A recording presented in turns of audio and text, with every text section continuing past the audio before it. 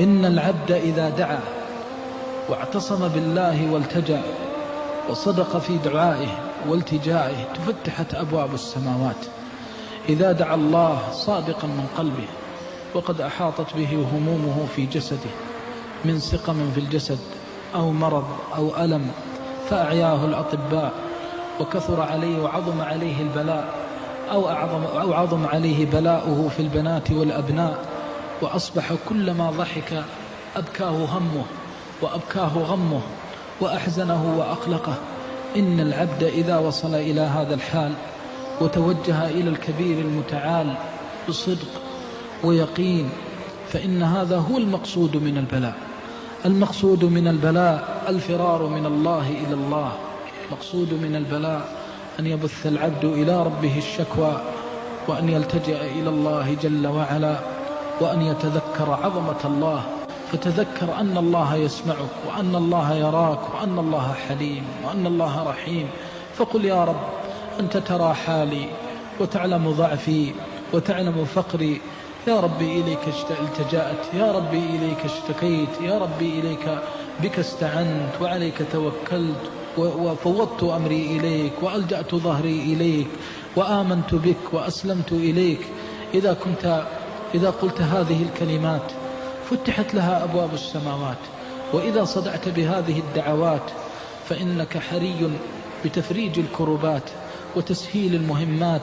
إن الله إذا تأذن بالفرج جاءك من حيث لا تحتسب.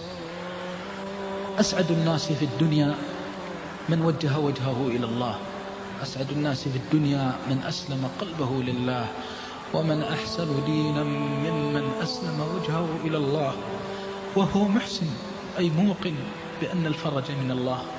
إذا أذلك الناس علمت أنه ليس بيدهم عزة ولا ذلة، وإذا أهانك الناس وأنت تطلب منهم أن يعينوك ويساعدوك فاعلم أنهم لا يملكون لأنفسهم ضرا ولا نفعا ولا موتا ولا حياة ولا نشورا.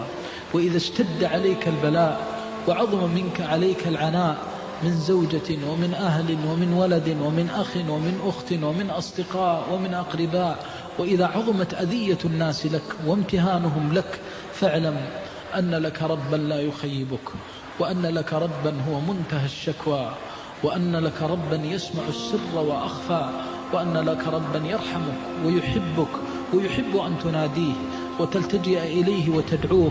أمن يجيب المضطر إذا دعاه ويكشف السوء ويجعلكم خلفاء الأرض أإله مع الله. يا هذا إن صدقت مع الله صدقك. من هذا الذي وقف بباب الله فطرده؟ حاشاه. من هذا الذي صدق مع الله فخيبه؟ حاشاه.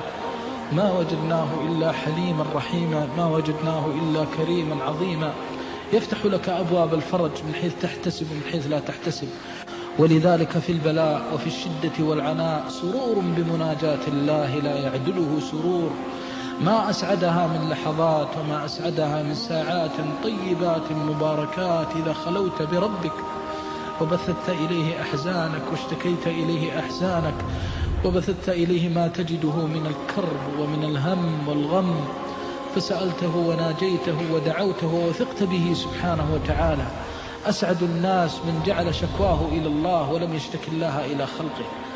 فأوصيك ثم أوصيك بالثقة بالله والتوكل على الله وحسن الظن بالله، وأن تكثر من الاستغفار، وأن تعلم أن ما أصابك إنما هو بسبب الذنوب، فتكره الشيطان ونفس الأمارة بالسوء وتستغفر الله وتتفقد حالك. هل ظلمت أحدا من المسلمين؟ هل أكلت مال أحد؟ هل انتهكت عرض أحد؟ هل سببت أخاك المسلم؟ هل شتمته؟ فتتحلل من المظالم والمآثم. من فعل ذلك صار البلاء خيرا له وصار البعد قربا له. هذا هو الذي أوصيك به، أن تصدق مع الله وأن تلتفت إلى ما يصلح حالك مع الله عز وجل، وأن تحرص كل الحرص على أن يكون عندك يقين أن الفرج آتي. إن مع العسر يسرا، إن مع العسر يسرا. ما أنزل الله عسرا على مؤمن إلا جعل معه يسرين.